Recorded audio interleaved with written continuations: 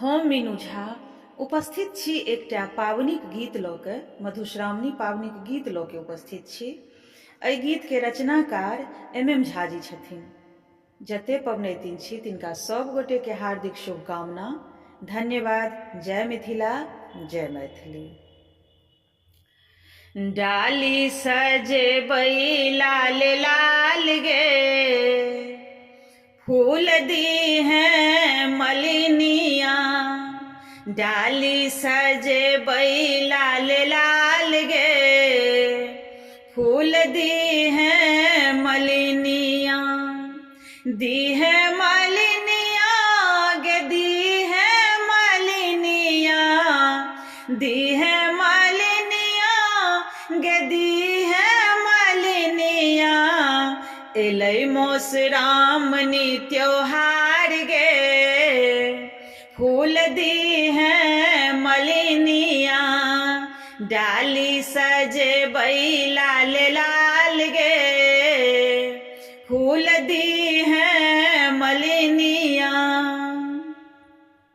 पूजब चनाई संग हम बिषहारा, पूजब चनाई संग हम बिषहारा।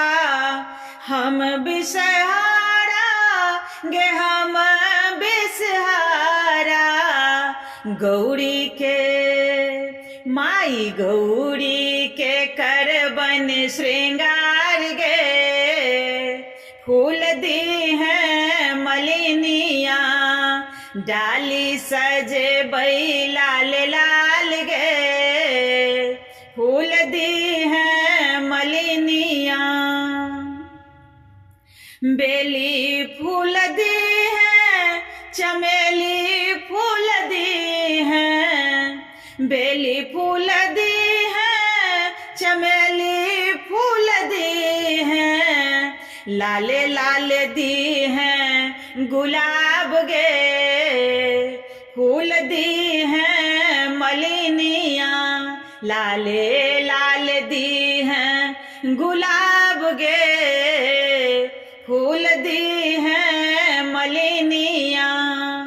एलै मधुश्रावणी त्योहार गे, फूल दी हैं मलिनिया।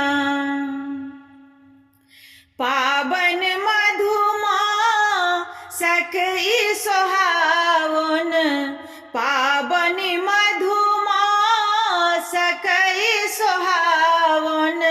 सजनों के हम सजनों के देलियनी हकार गे, फूल दी हैं मलिनिया।